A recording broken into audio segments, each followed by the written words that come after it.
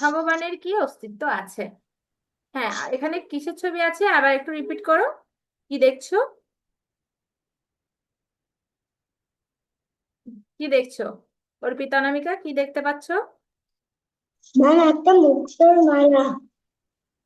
হ্যাঁ, একটা মুক্তার মালা। হ্যাঁ, একটা মুক্তার মালা বা একটা মুক্তার, হ্যাঁ, মুক্তার মালা।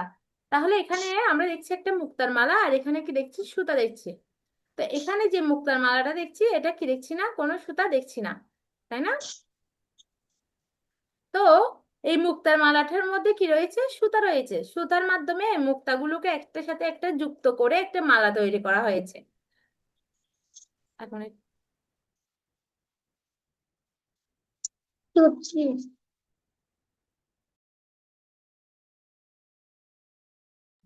তাহলে এখানে যে সুতা ছাড়া এটা কি হয় না, মালাটা তৈরি করা যাবে না। সুতার মাধ্যমে মালাটা তৈরি করা হয়েছে একটার সাথে একটা মুক্তাকে যুক্ত করে। তো এই, সবাই লিখো, এই সুতাটা হচ্ছে কি? সুতাটা হচ্ছে কি? ভগবান। আর এই যে পুঁতিগুলা, এই পুঁতিগুলাকে আমরা কিভাবে ধরবো? পুঁতিগুলাকে আমরা সৃষ্টি, মানে এই ভগবানের যে সৃষ্টি, এটাকে আমরা পুঁতি হিসেবে ধরতে পারি। ঠিক আছে, সবাই লিখো। আচ্ছা। আমি লিখে দিচ্ছি স্ক্রিনে, তারপরে তোমরা লিখো, দেখে দেখে লিখতে পারো।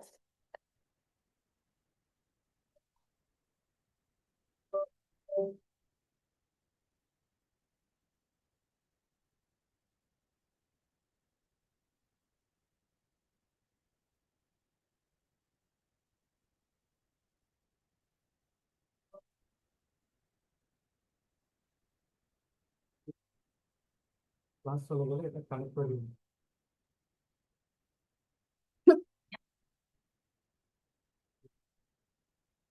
আমার কি বলবো, স্ক্রিন চলে যাচ্ছে, স্ক্রিন চলে যাচ্ছে।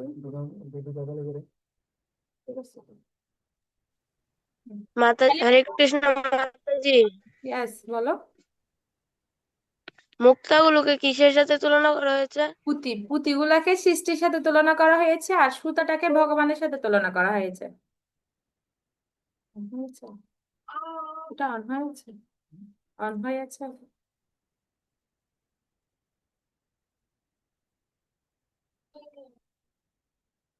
তৈরি করবে। তৈরি করতে হবে। হুম, হ্যাঁ, আবার কি ক্যান্সেল করে দিলাম। যেমন আমরা যদি লিখি যে কি ভগবান, আচ্ছা,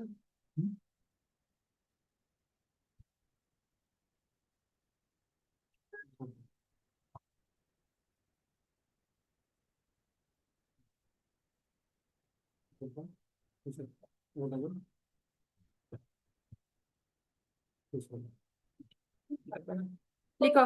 তাহলে ভগবান হচ্ছে কি? সুতা, আর পুঁতি হচ্ছে সৃষ্টি। তাহলে এই সৃষ্টির মাধ্যমে কি রয়েছে? স্রষ্টা রয়েছে।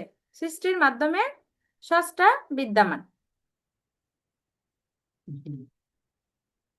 সৃষ্টির মধ্যেই স্রষ্টাকে উপলব্ধি করা যায়, বা সৃষ্টির মধ্যেই হচ্ছে স্রষ্টা রয়েছে। বা আরেকটু আমরা আরেকটা নীতি আমরা বলতে পারি যে দৃশ্যমান বস্তু সমূহের মাধ্যমে আমরা অদৃশ্য সত্তার অদৃশ্য সত্তার অস্তিত্বকে আমরা কি করতে পারি? উপলব্ধি করতে পারি বা প্রমাণ করতে পারি। কেউ স্ক্রিনে স্ক্রিনে কেউ দাগ দিবে না। তাহলে এখানে একটা লেখা আছে, আমি পড়ছি, শোনো মন দিয়ে। যেমন মুক্তার মালা, মুক্তগুলো একটি সুতার মাধ্যমে একত্রে আবদ্ধ থাকে। মুক্তার মালার যে মুক্তাগুলো, এগুলো কি থাকে? একটা সুতার মাধ্যমে একত্রে আবদ্ধ থাকে। যদিও সেই সুতাটি যদিও সেই সুতাটি আমরা কি করি না, দেখতে পাই না। বিক্ষিপ্ত না হয়ে সুবিন্যস্ত ভাবে সজ্জিত থাকা মুক্তাগুলো দেখে আমরা এর অস্তিত্বকে জানতে পারি। অনুরূপভাবে ভগবান হলো এই মহাবিশ্বের অন্তর্নিহিত আশ্রয়, যার কারণে গ্রহগুলি নিচে না পড়ে গিয়ে বা একে অপরের সাথে সংঘর্ষ না করে তাদের যথাযথ কক্ষপথে ভেসে থাকে এবং চলাচল করে। তাহলে এখানে যে ছবিটা আমরা দেখেছি, মুক্তার একটা মালার ছবি, মুক্তা মালাগুলো কিসের সাথে কিসের জন্য জুড়ে আছে? ওই সুতাটার জন্য জুড়ে আছে। একটা একটা মুক্তা ওই সুতাটার মাধ্যমে কি আছে, যুক্ত হয়ে আছে। ঠিক সেভাবে এই যে বিশ্ব ব্রহ্মাণ্ড রয়েছে, সেটা কার আশ্রয় হয়ে আছে? পরমেশ্বর ভগবানের আশ্রয় হয়ে আছে। যে গ্রহ নক্ষত্র এগুলো কি করছে না, একে অন্যের সাথে সংঘর্ষ করছে না, তাদের কক্ষপথে স্থির আছে। একটা আমি উদাহরণ দিচ্ছি, তোমাদের বুঝতে সুবিধা হবে। যেমন মনে করো যে যদি একটা তিন রাস্তার মোড়ে, কোনো একটা তিন রাস্তার মোড়ে কোনো গাড়ি, এ, তিন দিক থেকে গাড়ি আসে, এরকম একটা রাস্তার মোড়ে যদি ট্রাফিক পুলিশ না থাকে, তাহলে কি হবে? এই দিক থেকে একটা গাড়ি আসবে, এই দিক থেকে একটা গাড়ি আসবে, সবগুলো গাড়ি কি হবে, একত্রিত হয়ে সংঘর্ষ হবে। কিন্তু যখন একজন ট্রাফিক পুলিশ থাকবে, সে কি করবে? উনি ওই গাড়িগুলোকে নিয়ন্ত্রণ করবে। ঠিক সেভাবে পরমেশ্বর ভগবান উনার কে আশ্রয় করে, ওনার সুনিয়ন্ত্রিত ভাবে উনি এই গ্রহ নক্ষত্রগুলো কি করছেন, নিয়ন্ত্রণ করছেন।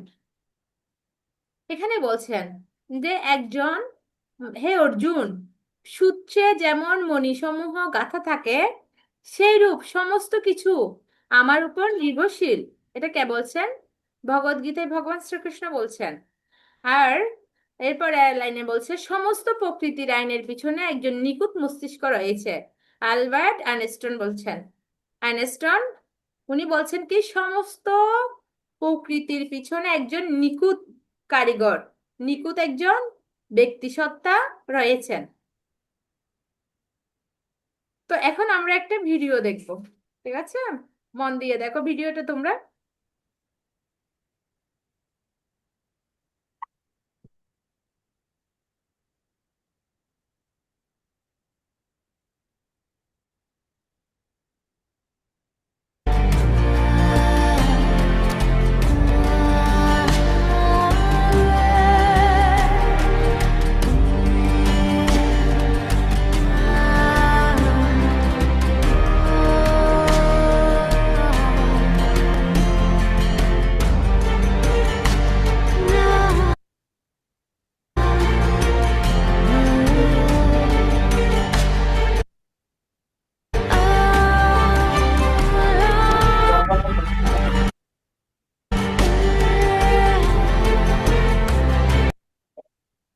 তো আমরা এখানে ভিডিওতে কি দেখছি, কিছু কিছু বুঝতে পেরেছো? আমরা ভিডিওতে দেখেছি যে বিভিন্ন পশু পাখি যারা সুনিয়ন্ত্রিত ভাবে তাদের জীবনটাকে কি করছে, চলছে। তাহলে এটা নিয়ন্ত্রণ করছে কে? বিভিন্ন পশু পাখি, জীবজন্তু, ওরা কি করছে, ওদের জীবনটা সুনিয়ন্ত্রিত ভাবে চলছে। তাহলে এই যে সুনিয়ন্ত্রিত জীবনটা কে কে নিয়ন্ত্রণ করছে? কোনো একজন ব্যক্তি কি রয়েছে এর পিছনে, যে এই সুনিয়ন্ত্রিত এই জীবনটাকে নিয়ন্ত্রিত করছে? যদি কোনো একজন ব্যক্তি যদি না থাকে, ওরা কিভাবে এত সুন্দর করে ওদের জীবনটাকে কিভাবে পরিচালিত করছে? তার পিছনে কোনো একজন সত্তা রয়েছে, কোনো একজন নিয়ন্ত্রণ রয়েছে। তো এরপরে আমরা একটু ভগবদ গীতার শ্লোক দেখছি, আমি পড়বো, আমার পিছনে একজন পড়বে। আমার পিছনে কে পড়বে?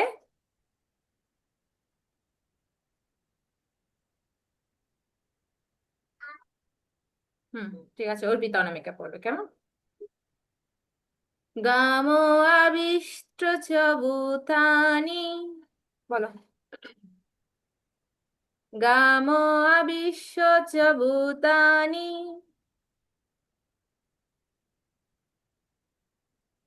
হরে কৃষ্ণ, শোনা যাচ্ছে না? আমাদের সাউন্ড অফ ছিল।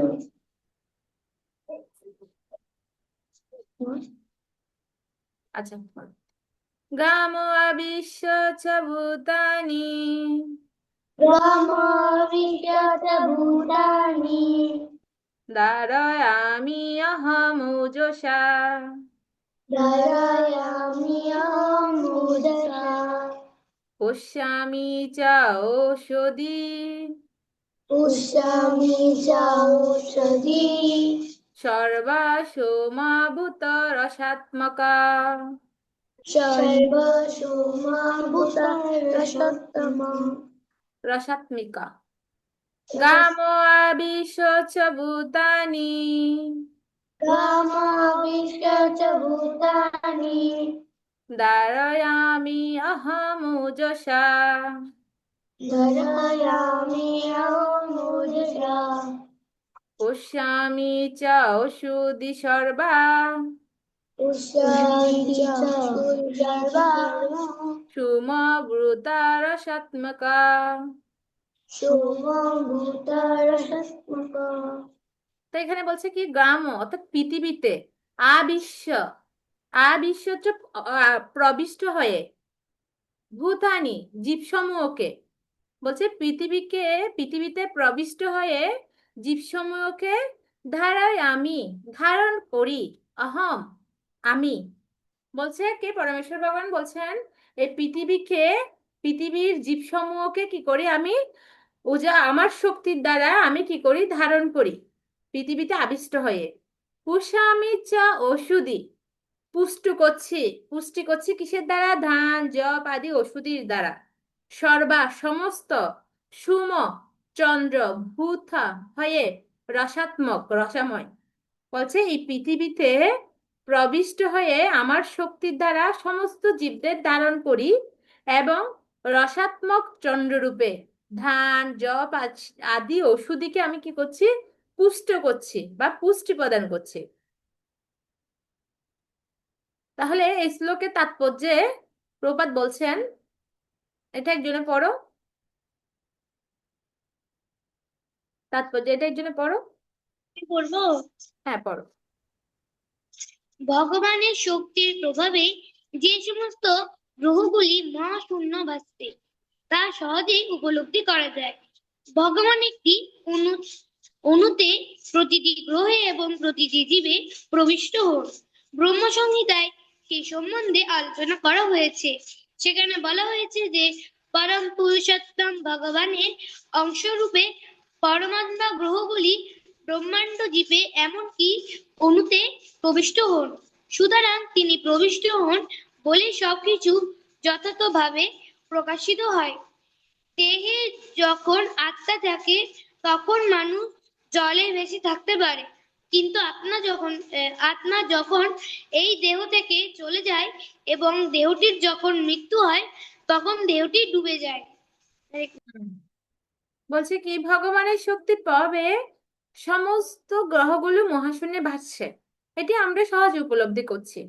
আর ভগবান কি করছেন প্রতিটি অণুতে প্রতিটি গ্রহে প্রতিটি জীবের মধ্যে প্রবিষ্ট হয়ে আছেন, সেটা ব্রহ্ম সংহিতাতে সে সম্বন্ধে আলোচনা করা হয়েছে।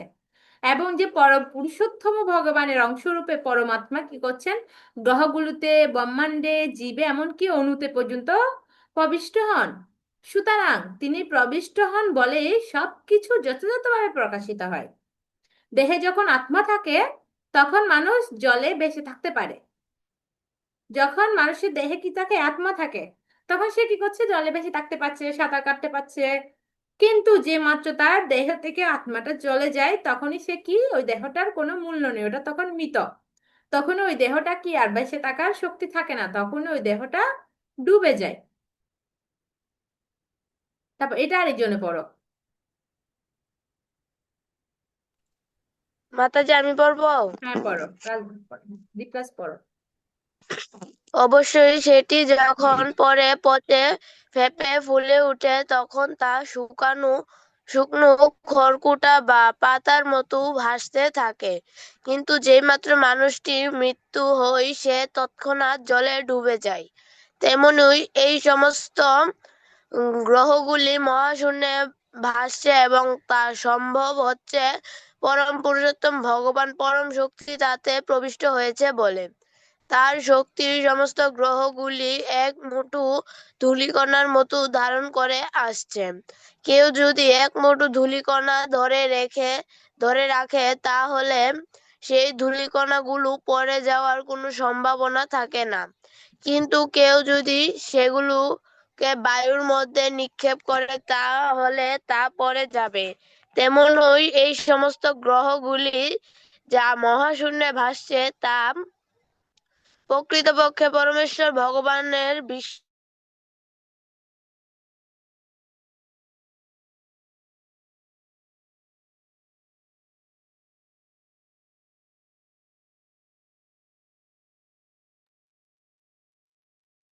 হ্যাঁ, ও তো ডিসকানেক্ট হয়ে গেছে। ঠিক আছে, তাহলে এখানে বোঝা যাচ্ছে কি অবশ্যই সেটি যখন ওই দেহটি যখন পরে কি হয়, পচে যায়, ফুলে যায়, তখন সেটি বেশি ওঠে, যেভাবে একটি পাতা বেশি ওঠে সেভাবে। কিন্তু মানুষটি যে মাত্র মৃত্যু হয় তখন সেটি কি হয়ে যায়, ডুবে যায়, ওটা আর কোনো বেঁচে থাকার শক্তি থাকে না।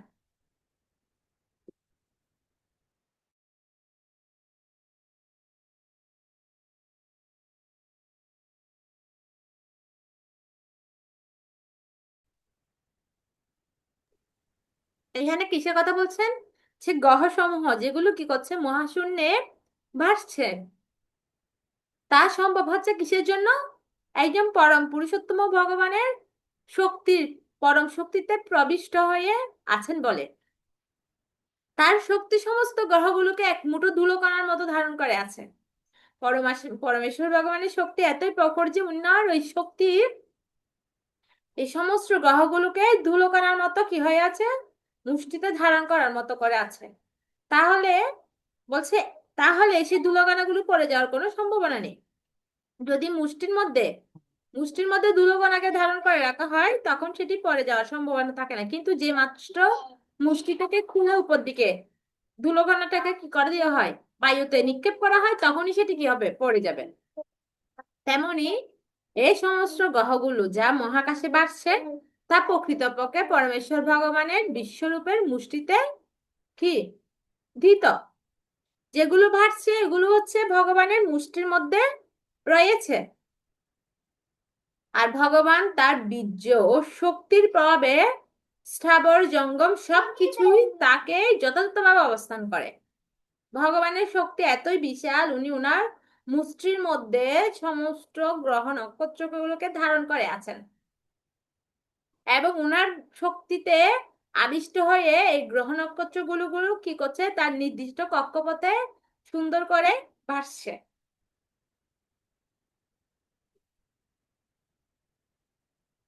তো এখানে আমরা তিনটা প্রশ্ন পাচ্ছি। প্রথম প্রশ্ন হচ্ছে, তুমি কি প্রমাণ করতে পারবে যে ভগবানের অস্তিত্ব নেই? তো এটার প্রসঙ্গে আমি একটা গল্প বলি। একবার একজন ভক্ত, সে কি করেছে, সে বইমেলা গিয়েছে। বইমেলা গিয়েছে, দেখছে একটা স্টলে একটা বই, অনেক বড় একটা বই, এত মোটা একটা বই, যে বইয়ে বলছে কি যে ভগবান নেই, এটার যুক্তি দেখিয়ে একটা বই লিখেছে। বইটা এত বড়, মানে অনেক মোটা একটা বই। তো ওই বই স্টলের ওই ব্যক্তিটা ওনাকে বলছেন, ওই ভক্তকে, যে আপনি এই বইটা নিন। তো ভক্ত বলছে, আমি এই বইটা নিয়ে কি করব? বলছে, আপনি এই বইটা পড়লে বুঝতে পারবেন যে ভগবান নেই, ভগবানের কোনো অস্তিত্ব নেই। তখন ওই ভক্ত বলছেন যে যে ভগবান নেই, যে জিনিসটা নেই ওটাকে প্রমাণ করার জন্য এত বড় একটা গ্রন্থ, তার মানে ওটার কোনো কিছু আছে। ওই ভগবান নেই ওটাকে প্রমাণ করার জন্য এত বড় একটা গ্রন্থের কি প্রয়োজন?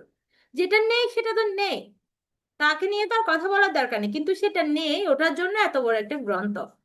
তার মানে ওরা কি বলে যে ভগবান নেই, ভগবানের কোনো অস্তিত্ব নেই, কিন্তু তাও আদৌ কি নেই, তার কোনো ভিত্তি নেই।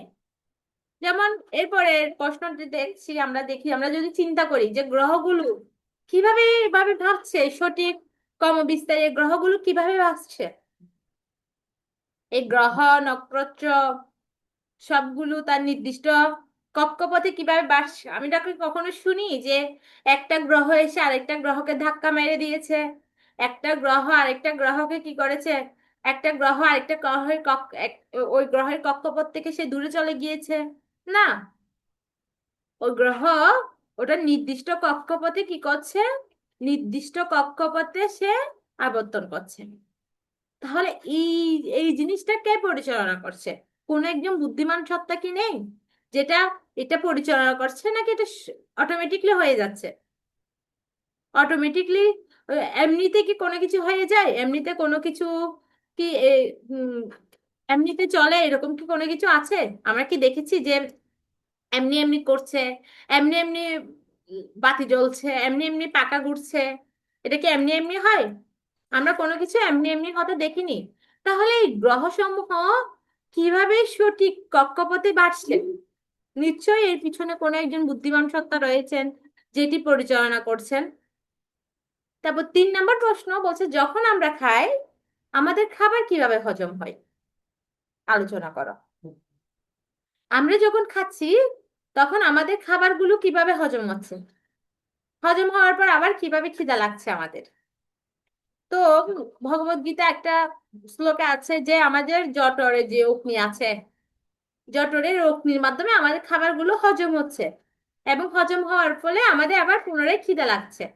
আমাদের পরিপাকের মাধ্যমে, অগ্নির মাধ্যমে যখনই ওই অগ্নিটা কি হয়, জঠরের অগ্নিটা হচ্ছে ঠিক মতো কাজ করে, তখনই আমাদের খাবারগুলো হজম হয়, আমাদের খিদা লাগে, আমরা আবার খাবার গ্রহণ করি। কিন্তু যে মাত্র ওই অগ্নি কি হয়, অগ্নি নিবারণ হয়ে যায়, তখনই আমাদের ডাক্তারের শরণাপন্ন হতে হয়।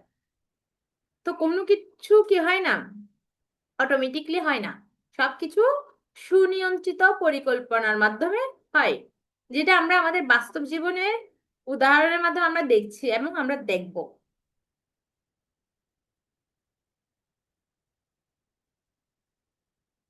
আমরা আরেকটা ভিডিও দেখছি, ভিডিওটা মন দিয়ে দেখো, না এই ভালো করে না দেখলে বুঝতে পারবে না। Once a day. The once a day. The tilt of the axis affects when seasons occur. When the axis tilts toward the sun, the northern hemisphere experiences summer, while the southern hemisphere experiences winter. In half a year, the earth will revolve elliptically.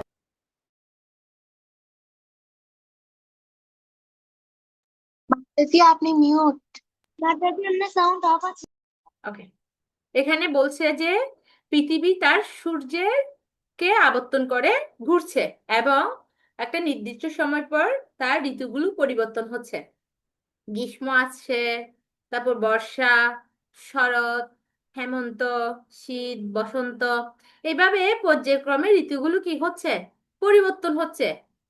আমরা দেখি না কোনো সময় গ্রীষ্মের পর কি হয়ে আসলো, শীত চলে এসেছে, বর্ষা আসছে না, বা শীতের পর কি হয়ে গেল, শরৎ না আসে হেমন্ত এসেছে না।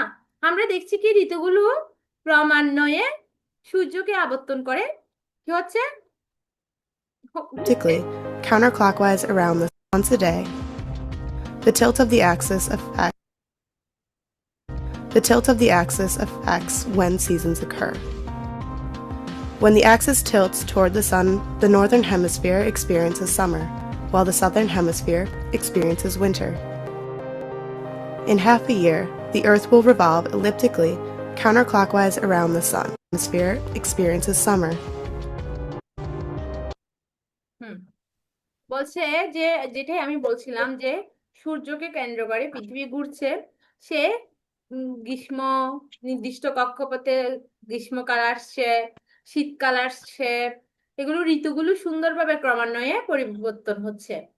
তো এটার পিছনে কে আছে? আমরা যদি যদি সূর্যের দিকে যদি সূর্যের দিকে পৃথিবী এক সুতো কি হয়ে যায়, হেলে যায়, সূর্যের দিকে হেলে যায় পৃথিবী এক সুতো, তাহলে কি হয়ে যাবে, পৃথিবী পুড়ে যাবে, একদম পুড়ে একদম ইয়ে হয়ে যাবে।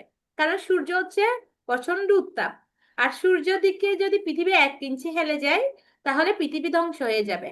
আবার সূর্য থেকে পৃথিবী যদি 1 ইঞ্চি কি হয়ে যায়, অন্যদিকে ফিরে যায়, তাহলে পৃথিবী কি হয়ে যাবে, বরফে ঢাকা পড়ে যাবে। তাহলে এই নির্দিষ্ট পরিমাণ আয়তনে, নির্দিষ্ট পরিমাণ হচ্ছে দূরত্বে সূর্য থেকে পৃথিবী প্রতিনিয়ত আবর্তিত হচ্ছে। এটার পিছনে কে আছে? কোনো একজন বুদ্ধিমান সত্তা কি আছে, নাকি এটা অটোমেটিকলি নিজে নিজে আবর্তিত হচ্ছে? যদি কোনো ব্যক্তি প্রকৃতপক্ষে বুদ্ধিমান হয়ে থাকে, তাহলে উনি বুঝতে পারবেন যে সূর্য থেকে যে পৃথিবীর দূরত্ব নির্দিষ্ট অক্ষপথে ঘুরছে, এটার পিছনে কোনো একজন ব্যক্তি সত্তা রয়েছে, যিনি কি করছেন, এটি পরিচালনা করছেন। এটি আপনা আপনি হচ্ছে না। যেমন আমি উদাহরণ হিসেবে বলেছিলাম, কোনো কিছু আপনা আপনি হয় না। যেমন আমরা এখন ক্লাস করছি, আমার ল্যাপটপ দিয়ে আমি ক্লাস করছি, ল্যাপটপটা কি নিজে নিজে কাজ করছে, নিজে নিজে চলছে, নাকি আমি ল্যাপটপটাকে পরিচালনা করছি?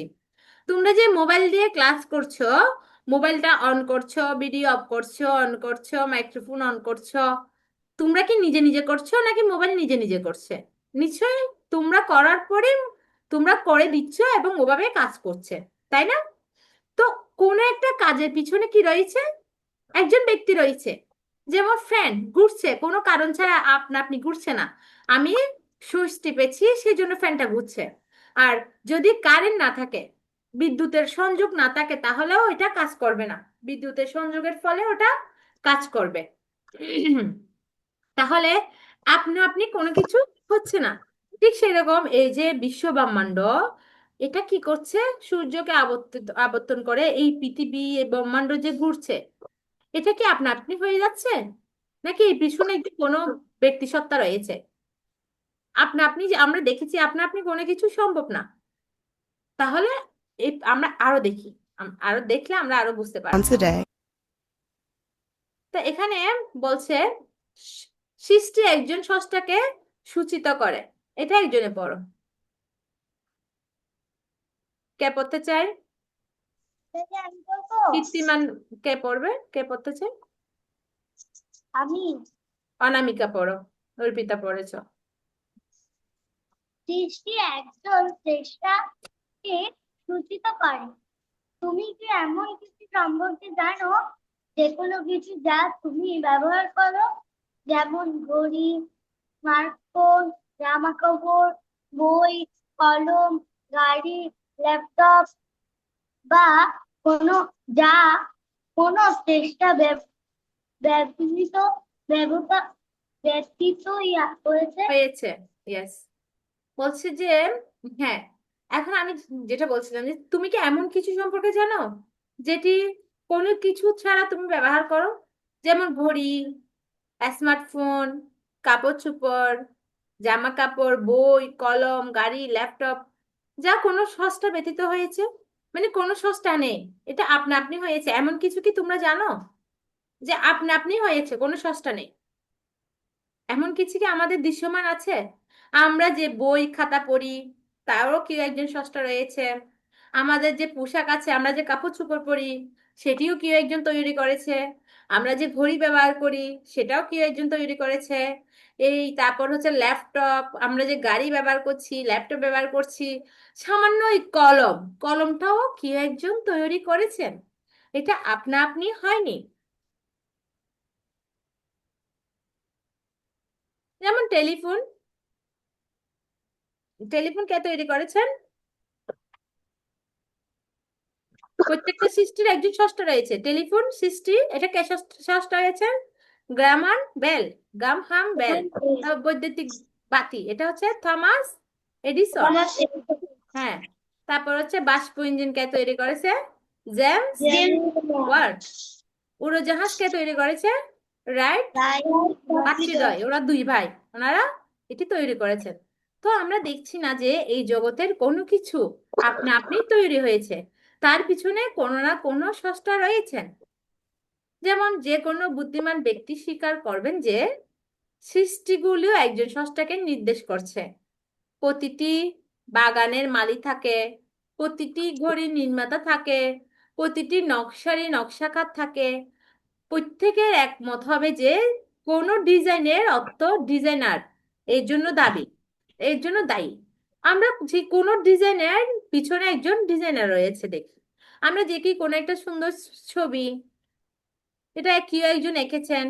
কোনো একটা সুন্দর একটা বই বা কোনো গল্পের বই বা কোনো একটা বই কেউ একজন লিখেছেন, ওখানে ছবিগুলো কেউ একজন এঁকেছেন। কোনো একটা ঘড়ি কেউ একজন তৈরি করেছেন, কোনো একটা গাড়ি কেউ একজন তৈরি করেছেন, কোনো একটা ল্যাপটপ কে একজন তৈরি করেছেন, একটা কলম সেটাও কে একজন তৈরি করেছেন। তো এই পৃথিবীতে কোনো কিছু কি নেই আপনা আপনি আসেনি, কে একজন কি করছেন? তৈরি করছেন। একইভাবে সৃষ্টি তার স্রষ্টা ভগবানকে প্রকাশ করে। এই মহাবিশ্ব এবং তার মধ্যে থাকা সমস্ত কিছুই দারুণভাবে নির্মিত। আমরা দেখি সবকিছু খুব সুন্দরভাবে নির্মিত। যেমন ফুল, ফুল কত সুন্দর না? ফুলের খুব সুন্দর সুগন্ধ রয়েছে, ফুল দেখতে কত সুন্দর। তাহলে আমরা যদি একটা কাগজের ফুল নির্মাণ করি, একটা কাগজের ফুল বানাই, কাগজের ফুল বানানোর জন্য আমাদের কি লাগবে? কাগজ লাগবে, কেচি লাগবে, তারপর তোমরা এখানে ফুল কে বানাতে পারো কাগজ দিয়ে? কে বানাতে পারো কাগজ দিয়ে ফুল? কীর্তিমান পারে। কীর্তিমান বলো তো কি কি লাগে কাগজ দিয়ে? মাতাজি, কাগজ, বিশেষ করে রঙিন কাগজ হলে ভালো হয়। আর কেসি আমি দুইটা কাগজের ফুল বানাতে পারি।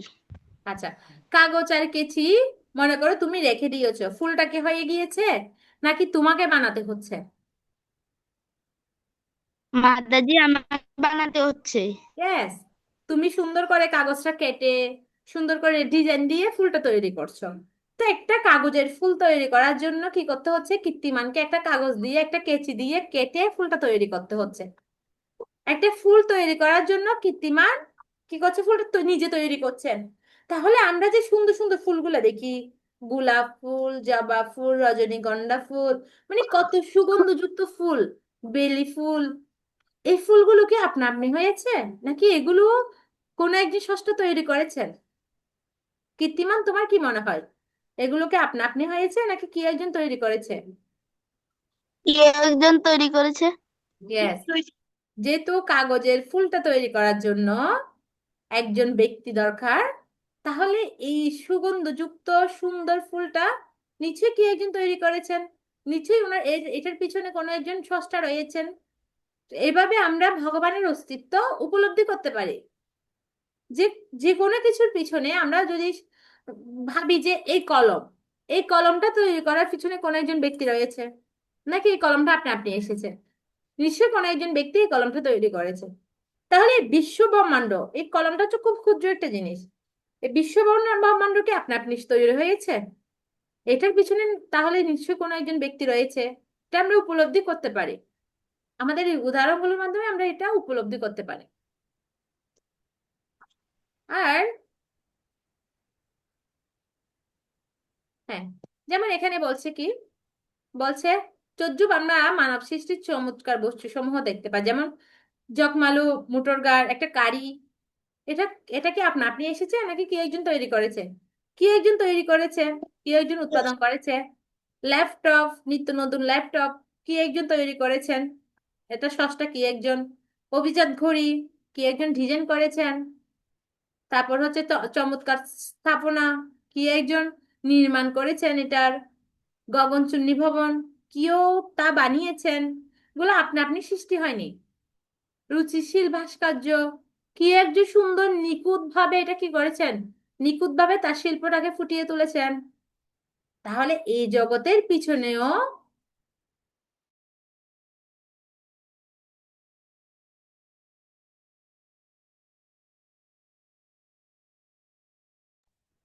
তাহলে এই জগতের পিছনেও কি একজন বুদ্ধিমান, পরম বুদ্ধিমান স্রষ্টা নেই?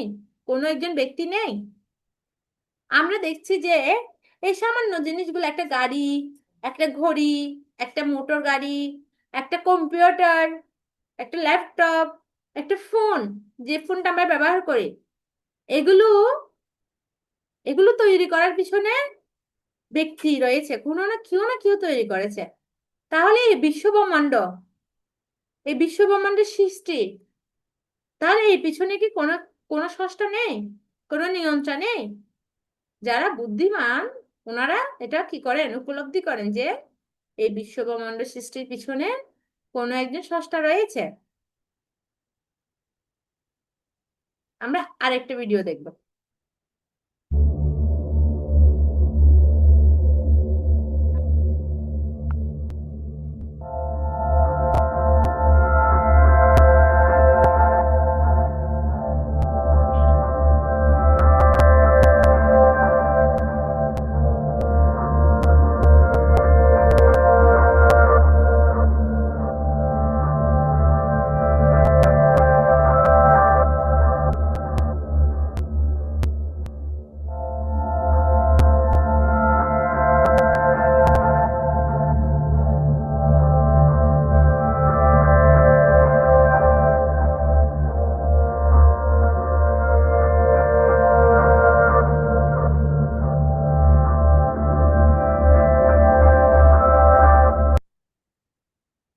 এখানে আমরা দেখছি যে আমাদের এই পৃথিবী কত ক্ষুদ্র, এই সৌরজগতে মানে আমাদের পৃথিবীর অস্তিত্ব কত ক্ষুদ্র, কত লক্ষ লক্ষ গ্রহ নক্ষত্র রয়েছে, মানে কত মহাকাশের কত গ্রহ নক্ষত্র কি করছেন, ঘুরছে।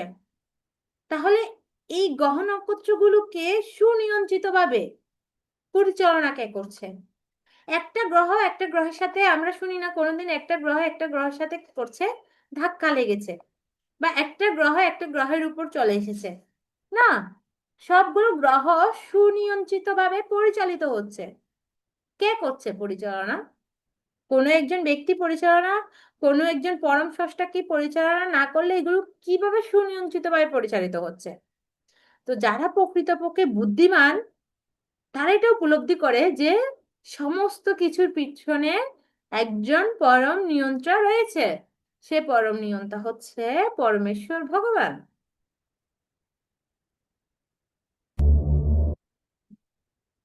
যেমন ভগবান কি করছে, ভগবান নারায়ণ, এটাই জন্য পড়ো তো,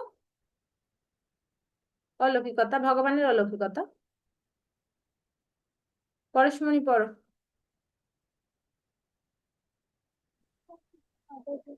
ভগবানের অলৌকিকতা। ক, পৃথিবী সূর্য থেকে সঠিক দূরত্বে অবস্থিত। পৃথিবী যদি সূর্য থেকে আরো দূরে থাকতো তবে আমরা সকলে ঠান্ডায় জমে যেতাম, কাছাকাছি থাকলে জ্বলে যেতাম। এমনকি সূর্য হতে পৃথিবীর অবস্থানে অল্প পরিমাণ ভিন্নতাও পৃথিবীতে জীবনকে অসম্ভব করে তুলবে। পৃথিবী সূর্য থেকে যথাযথ দূরত্বে থাকে এবং সূর্যের চারদিকে প্রতি ঘন্টায় প্রায় 67 67 সাতষট্টি হাজার। সাতষট্টি 67,000 মাইল গতিবেগে ঘোরে। পৃথিবীর পুরো পৃষ্ঠকে প্রতিদিন সঠিকভাবে উষ্ণ এবং শীতল করার জন্য সূর্য নিজের কক্ষপথে ঘুরছে। ইয়েস, বলছে পৃথিবী থেকে সূর্যের দূরত্ব, এটা হচ্ছে একটা সঠিক অক্ষপথে রয়েছে। পৃথিবী যদিও সূর্য থেকে দূরে থাকতো, পৃথিবী যদি সূর্য থেকে 1 ইঞ্চি দূরে থাকতো তাহলে সেটি কি হয়ে যেত, বরফে জমে যেত। আর যদি কাছে থাকতো তাহলে সেটি জ্বলে যেত। এমনকি সূর্য হতে পৃথিবীর অবস্থান অল্প পরিমাণ ভিন্নতাও পৃথিবীতে জীবকে জীবকে অসম্ভব করে তুলতো। আমরা দেখি না, মাঝে মধ্যে যখন তাপমাত্রা বেড়ে যায় 42 ডিগ্রি 43 ডিগ্রি, তখন আমাদের কি হয়ে যায়, কি আমাদের অবস্থা কি হয়ে যায়, শোচনীয় হয়ে যায়। আমরা একদম, আমরা বাসা থেকে বের হতে পারি না, একদম সমস্ত কিছু ঠান্ডা পরিস্থিতিতে থাকতে হয় আমাদের, যখন তাপমাত্রা বৃদ্ধি হয়ে যায়। আবার যখন খুব বেশি কুয়াশা থাকে, বরফ পড়ে, ঠান্ডা পড়ে, তখন তখন কি হয়, যেমন মেরু অঞ্চলে বোঝা যায় কত কুয়াশা বরফে ঢাকা থাকে, তখন আমাদের পরিস্থিতি কেমন থাকে।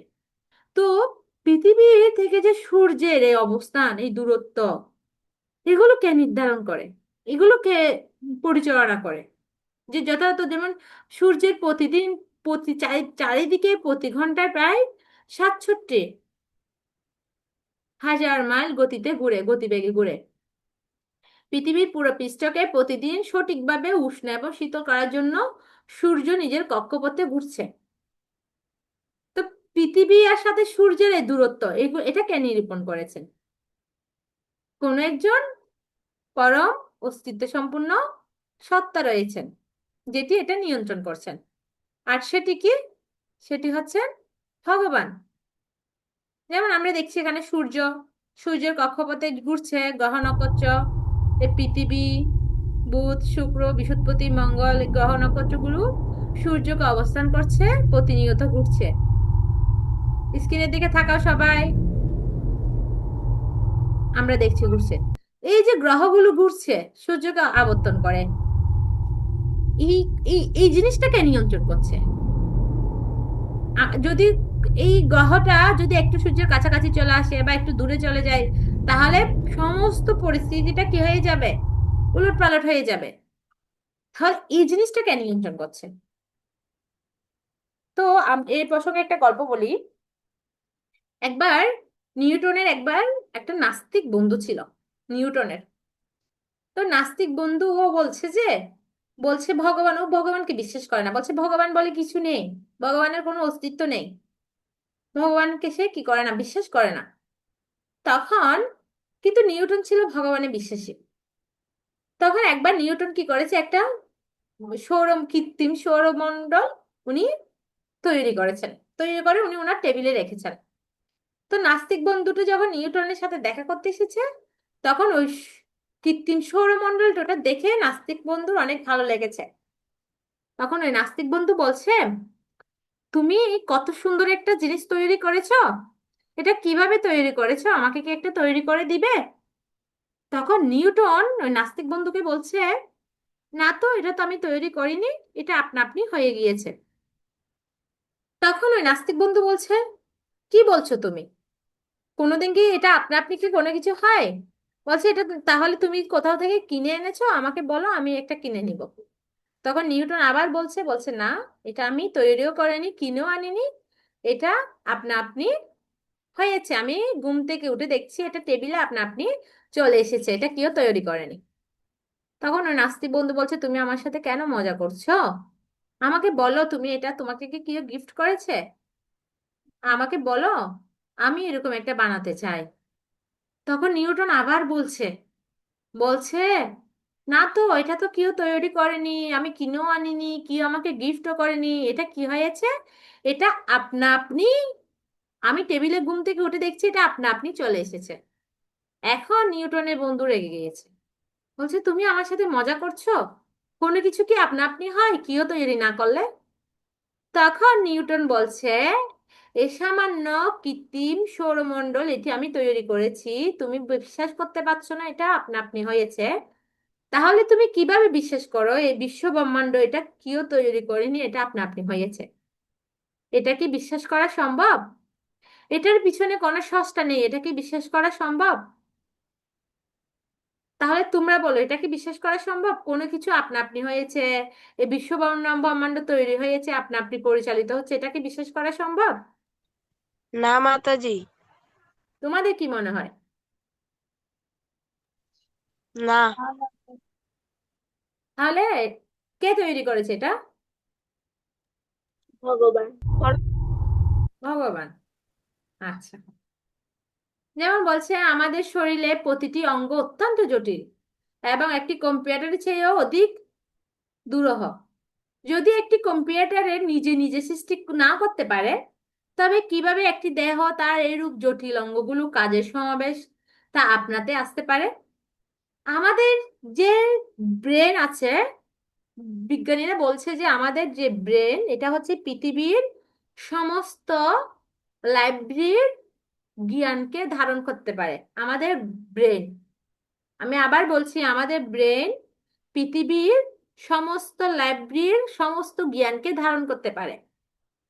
তো আমাদের ভিতরে যে অঙ্গ প্রত্যঙ্গগুলো আছে জটিল, আমরা যা খাচ্ছি, কি করছে এটা, হজম হচ্ছে, আমাদের আবার খিদা পাচ্ছে, আমরা আবার খাচ্ছি, আমাদের ব্রেন কত কাজ করছে, বিজ্ঞানীরা কত কিছু আবিষ্কার করছে এই ব্রেনকে ব্যবহার করে। তাহলে এই ব্রেন কেমন, একটা কম্পিউটারের চেয়েও এই ব্রেনটা অনেক রূঢ়, অনেক অনেক এই মানে আমাদের এই মানব দেহ, আমাদের শরীরে যে অঙ্গ প্রত্যঙ্গ, এগুলো হচ্ছে বিজ্ঞানীদের আবিষ্কৃত বস্তুগুলোর চেয়ে অনেক বেশি কঠিন সাধ্য, দুরূহ। একটা কম্পিউটার নিজে নিজে সৃষ্টি না হতে পারে। কখনো কি শুনেছ কোনো রোবট, কোনো কম্পিউটার নিজে নিজে আবিষ্কার হয়েছে, তার কোনো স্রষ্টা নেই? না কেউ এটা সৃষ্টি করেছে। তাহলে আমাদের এই জটিল দেহ, আমাদের এই ব্রেন, আমাদের এই অঙ্গ প্রত্যঙ্গ, এটা কিভাবে সৃষ্টি হয়েছে? আপনা আপনি কি সৃষ্টি হয়েছে? কেউ না কেউ একজন স্রষ্টা এটা সৃষ্টি করেছেন। এভাবে আমরা উদাহরণের মাধ্যমে জানতে পারি। তো আমাদের মধ্যে অনেক প্রমাণ রয়েছে এই ভগবানের অস্তিত্ব নিয়ে। যেমন ক্ষুদ্র বীজ থেকে প্রকাণ্ড বৃক্ষ বিকাশ লাভ করে। বর্তমানে আমরা দেখছি কি ভগবানকে দেখার যোগ্য নয়। যেমন ক্ষুদ্র বীজ, তোমরা দেখেছো অর্থ, ছোট বীজ, আম গাছের বিচি এত বড়, এত বড় আম গাছের বিচি, আম গাছের বীজ থেকে কি হয়, একটা আম গাছ হয়, বড় আম গাছ হয়। ওই আম গাছে কত আম ধরে, অনেক আম ধরে, হাজার হাজার আম ধরে। একটা ছোট বিচির মধ্যে একটা বৃহৎ বৃক্ষ লুকিয়ে আছে। আমাদের চোখ দেখার শক্তি কতটুকু, আমরা কতটুকু দেখি, আমাদের চোখ দিয়ে আমরা কতটুকু দেখতে পাই। যেমন তুমি তোমার চোখের উপর যে তোমার ভ্রু আছে তুমি এটা দেখতে পাও না, এটা আয়নার মাধ্যমে দেখা যায়। আমরা কি আমাদের চোখের উপর ভ্রুটা দেখতে পাই, এভাবে দেখতে পাই? কেউ দেখার চেষ্টা করো তো, এভাবে দেখতে পাও কিনা ভ্রুটা? পরশমণি দেখতে পাচ্ছ? দেখা যায় না। তো আমাদের চোখ আমাদের ভ্রুকে পর্যন্ত দেখতে পায় না, আয়নার মাধ্যমে আমরা দেখতে পাই। তো আমাদের চোখের সীমা কতটুকু, আমরা কিভাবে দেখবো ভগবানকে? আমরা নিজের চোখের সামনে নিজের হাত দেখতে পাই না। বলছে যদি তুমি প্রধানমন্ত্রীকে তোমার দ্বারে আনার জন্য প্রাণপণে ডাকো, তবে তিনি কি আসবেন? না। তার সাথে দেখার জন্য আমাদের যোগ্যতা অর্জন করতে হবে। তেমনি ভগবানকে দেখার জন্য আমাদের যোগ্য হতে হবে এবং যথার্থ পদ্ধতি অনুসরণ করতে হবে। এখানে দুটা বিষয় আছে, একটু মন দিয়ে শোনো সবাই। প্রথমে বলছি কি, আমরা আমাদের চোখ দিয়ে আমাদের যে চোখের যে শক্তি কতটুকু ওটা বলছি আমি। যেমন তোমার হাত দেখো, তুমি আমাদের হাত দেখছি আমরা সবাই, তোমাদের হাতগুলো দেখো। আমাদের হাতের মধ্যে কোনো জীবাণু আছে কিনা আমরা কি দেখতে পাচ্ছি আমাদের খালি চোখে? তোমরা কি দেখতে পাচ্ছো? হাত কি দেখছো সবাই? গৌরাঙ্গ, তুমি তোমার হাতটা দেখছো? হাত দেখো তো, হাতের মধ্যে কোনো জীবাণু আছে কিনা দেখতে পাচ্ছি আমরা খালি চোখে? দেখতে পাচ্ছি না। দেখতে পাচ্ছো? না, দেখতে পাচ্ছি না। কিন্তু যখনই আমরা কোনো মেশিনের মধ্যে দিব, অণুবীক্ষণ যন্ত্রের মধ্যে দিব, তখনই দেখবো আমাদের হাতের মধ্যে অনেক জীবাণু রয়েছে। তো আমরা এইভাবে আমাদের চোখের ক্ষমতা বলছে। তা আমাদের চোখের, আমাদের এই জড় চোখ দিয়ে আমরা মানে আমরা আমাদের দেখার সামর্থ্য বা কতটুকু। তো এই চোখ দিয়ে আমরা ভগবানকে দেখার চেষ্টা করি। তো অনেকে প্রশ্ন করে, আমি ভগবানকে বিশ্বাস করব কিভাবে? আমাকে ভগবানকে দেখাতে হবে, আমি কি ভগবানকে আমাকে প্রথমে কি করতে হবে, ভগবানকে দেখাতে হবে। তো বলছে তুমি যদি প্রধানমন্ত্রীর সাথে দেখা করতে চাও তাহলে কি করতে হবে? তাকে প্রাণপণে যদি ডাকো, আসো আমার বাসায়, আসো আমার বাসায়, আসো, আসবে? প্রধানমন্ত্রী কি তোমার বাসায় আসবে? সবাই ভিডিওগুলো অন করো, সবার ভিডিওগুলো অফ অফ করে রেখেছো কেন? অনেকের ভিডিওগুলো অফ করে রেখেছো। ঋষিলা ভিডিও অন করো,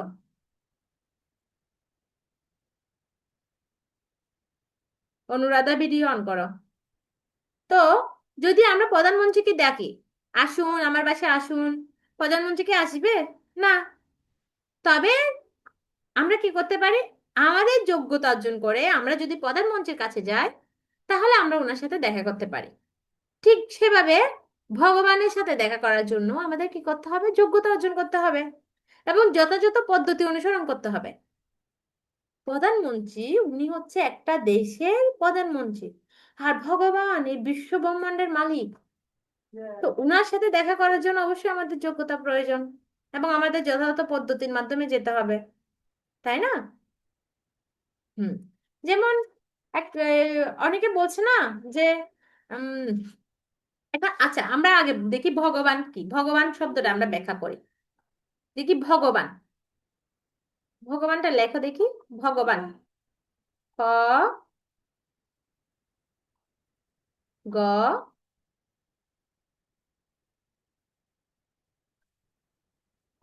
বান। সবাই খাতায় লিখো ভগবান।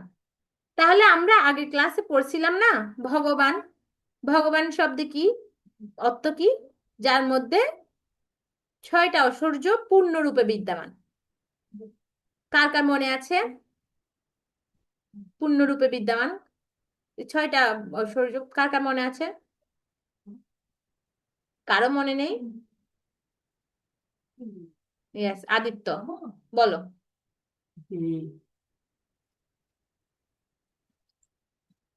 যশ, স্ত্রী, ঐশ্বর্য, এরপর হচ্ছে যে জ্ঞান। হ্যাঁ বলো আদিত্য। হ্যাঁ হ্যাঁ, এরপরে জ্ঞান। হ্যাঁ জ্ঞান, এরপর হচ্ছে বৈরাগ্য, বীর্য। তা হ্যাঁ। বিশেষণ। Yes, ঠিক আছে, খুব ভালো, আমাদের সবার মনে রাখা। সমস্ত ঐশ্বর্য, সমস্ত বীর্য, জ্ঞান, বৈরাগ্য, যশ, শ্রী। ঠিক আছে, এই 6টা ঐশ্বর্য ভগবানের মধ্যে পূর্ণরূপে বিদ্যমান। আর ভগবান যদি আমরা বাংলাতে গিয়া করি, ভতে কি হয়? ভ শব্দের অর্থ হচ্ছে ভূমি। সবাই লিখো, ভ হচ্ছে ভ, ভূমি। যেটা লিখতে পারবেন আমাকে বলবে, আমার একটু লিখতে অসুবিধা হচ্ছে। ভতে কি? ভূমি। তারপর গ লিখো, গতে গগন।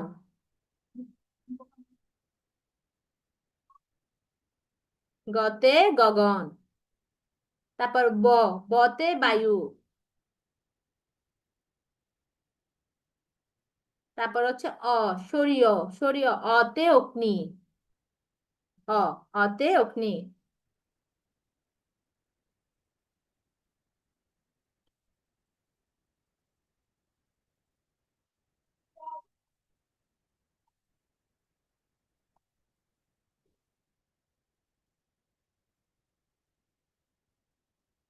তারপর দন্ত্যান্ন, নীর। নীর, দন্ত্যান্নতে নীর। নীর মানে হচ্ছে জল। দন্ত্যান্ন দীর্ঘিকার রবীন্দ্র, নীর। ঠিক আছে, নীর মানে হচ্ছে জল।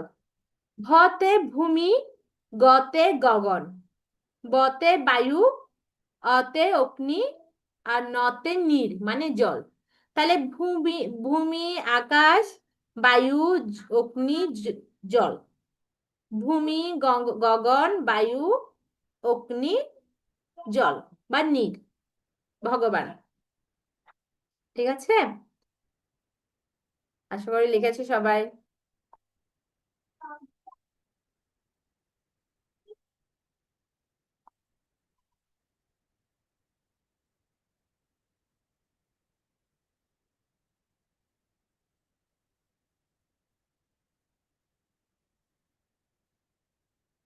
হ্যাঁ, দেখি এটা একজনে পড়ো, কেবলমাত্র।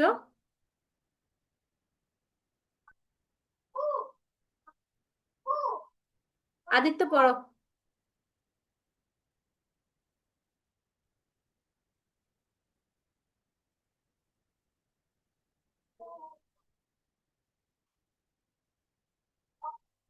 পড়ো, বুঝে যাচ্ছে আমার কথা?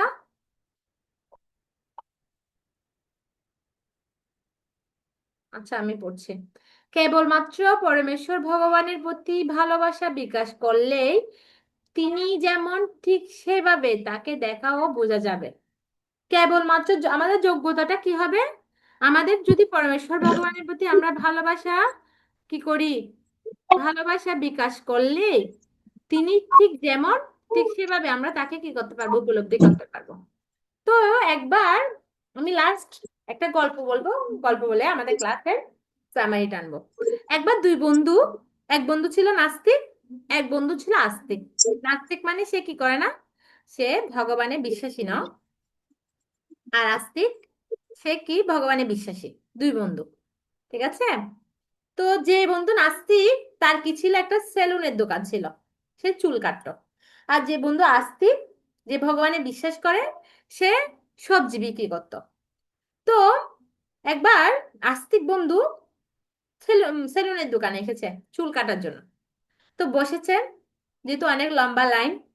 তো নাস্তিক বন্ধু যে চুল কাটে, সে বলছিল যে ভগবান, ভগবান বলতে তো কিছু নেই। ভগবান থাকলে, ভগবানের থাকলে এত কিছু কেন হচ্ছে, এত বিপদ কেন হচ্ছে? বাবার, ছেলের আগে বাবা মারা যাচ্ছে, এটা হচ্ছে ওটা হচ্ছে, ভগবান নেই, ভগবান কোনো অস্তিত্ব নেই, এভাবে বলছিল। আস্তিক বন্ধু শুনছে, কিছু বলেনি। চুল কাটার পর আস্তিক বন্ধু চুল কাটার পর যখন দোকান থেকে বের হলো, দেখলো একটা পাগল, একটা পাগল যার কি হয়েছে, লম্বা লম্বা চুল হয়েছে, একটা পাগল ব্যক্তিকে দেখলো। দেখে আস্তিক বন্ধু বলছে, এই জগতে নাপিত বলতে কেউ নেই, এই জগতে কোনো ব্যক্তি নেই নাপিত, কোনো নাপিত নেই এই জগতে।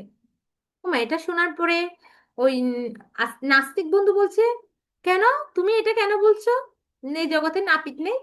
তুমি না এখন আমার কাছ থেকে চুল কাটলে, আমি তো নাপিত, তুমি তো এইমাত্র আমার কাছ থেকে চুল কেটেছো। তখন বলছে, আমি চুল কেটেছি ঠিক আছে, তুমি দেখো, এই দেখো এই পাগলটা কি করেনি, এই পাগলটা চুল লম্বা, চুল কাটেনি। তখন ওই নাস্তিক বন্ধু বলছে, ওই পাগলটা আমার কাছে আসলেই তো আমি চুল কাটবো, যদি সে আমার কাছে না আসে তাহলে আমি কিভাবে তার চুল কাটবো? তখন ওই আস্তিক বন্ধু বলছে, ঠিক সেরকম তুমি যদি পরমেশ্বর ভগবানের কাছে যাও, তখনই তো সে তোমাকে কি করবে, কৃপা প্রদান করবে, তখনই তো তুমি বুঝতে পারবে পরমেশ্বর ভগবান সম্পর্কে। যদি তুমি তার কাছে নাই যাও, তাহলে তুমি কিভাবে উপলব্ধি করতে পারবে ভগবান যে আছে? ঠিক সেরকম আমরা যদি পরমেশ্বর ভগবানের কাছে না যাই, ভগবানকে ভালো না বাসি, তাহলে আমরা কিভাবে বুঝবো যে ভগবান আছেন? আমরা যখন পরমেশ্বর ভগবানের কাছে যাব, পরমেশ্বর ভগবানকে ভালোবাসবো, ভালোবাসা বিকশিত করব, তখনই আমরা উপলব্ধি করতে পারবো তিনি ঠিক যেভাবে আছেন, তাকে আমরা দেখা এবং বোঝা যাবে, তাকে আমরা উপলব্ধি করতে পারবো। বুঝতে পেরেছো? তাহলে যদি আমরা আজকের ক্লাসের সামারিটা নিই, সামারি যদি আমি আজকে ক্লাসে বলি, আজকের ক্লাস থেকে একটা দুইটা পয়েন্ট যদি আমি তোমাদেরকে সামারি টানার আগে জিজ্ঞেস করি, কে বলতে পারবে কোন পয়েন্টটা কার ভালো লেগেছে বা কোন পয়েন্টটা কে শেয়ার করতে চাও? একটা দুইটা পয়েন্ট দেখি বলো।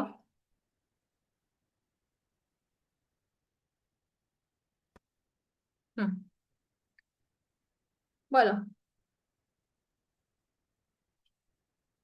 আপনারা যারা ভিডিওগুলো অন অফ করে রেখেছেন কেন?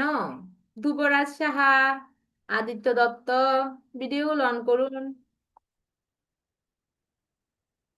তারপর হচ্ছে ঋষিলা, ভিডিও অন করুন।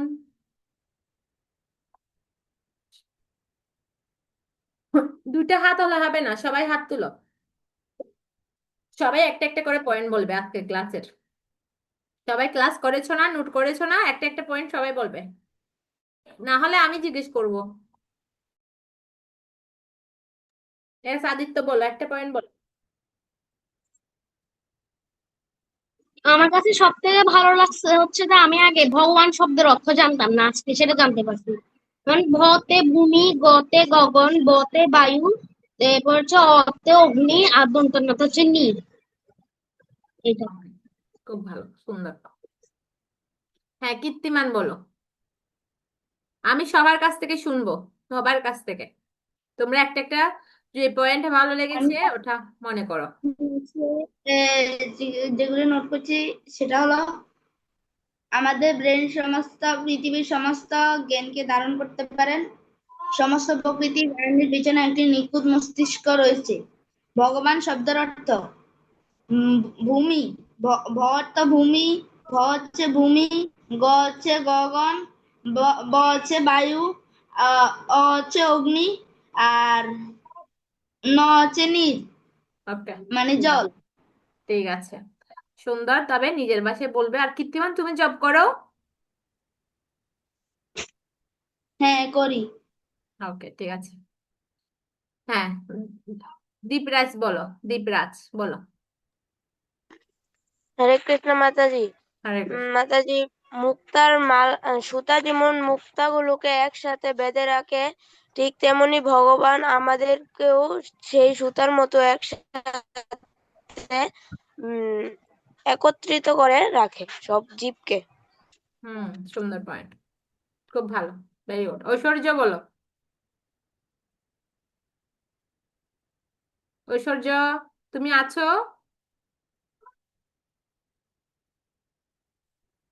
একটা পয়েন্ট বলো, দেখা যাচ্ছে না।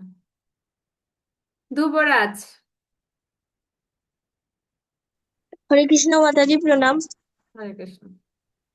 আমার থেকে ভালো লেগেছে, একজন বন্ধু বলল সেই নাস্তিক বন্ধুকে যে যে পৃথিবীতে কোনো নাপিত নেই। তখন না বন্ধু বলল যে কে বলেছে নাপিত নেই, আমিও তো তোমার চুল কেটে দিলাম, আমিও তো নাপিত। তো তখন বন্ধু বলল যে তো তাহলে সেই পাগলটা কেন ওর চুল কাটে না? তারপর নাস্তিক বন্ধু বলেছিল, সে যদি আমার কাছে আসে তাহলে তো আমি চুল কেটে দিব, সে যদি না আসে তাহলে তো আমি চুল কাটতে পারবো না।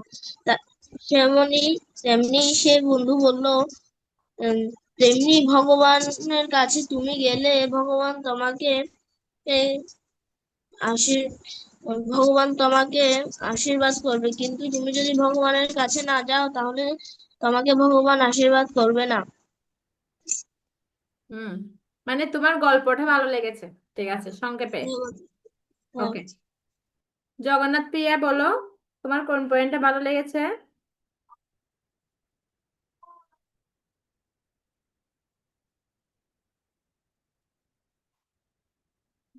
জগন্নাথ প্রিয়া, তোমার কোন পয়েন্টটা ভালো লেগেছে? কোনো পয়েন্ট ভালো লাগেনি? আর কে বলতে চাই? গৌরাঙ্গ,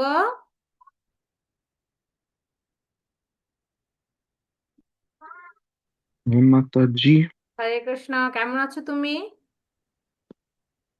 ভালো আছি। আপনি ভালো আছেন? ভালো আছে, গুরু কৃষ্ণ আশীর্বাদে। তোমার আজকে ক্লাসে কোন পয়েন্টটা ভালো লেগেছে, কোন লাইনটা ভালো লেগেছে?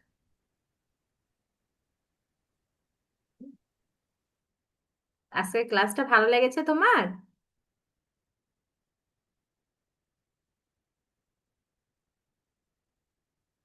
তুমি কি শেয়ার করতে চাও? জানি না। ঠিক আছে, তুমি মনে করো, কেমন? মনে পড়লে তখন বলবে, কেমন? কে? ওকে, ঠিক আছে। ঠিক আছে, তোমরা যারা যারা শেয়ার করেছো খুব ভালো। আর ক্লাস শেষ হয়ে গিয়ে মাত্র যারা লিভ নিবে তাদের প্রেজেন্ট করবে না। কেন?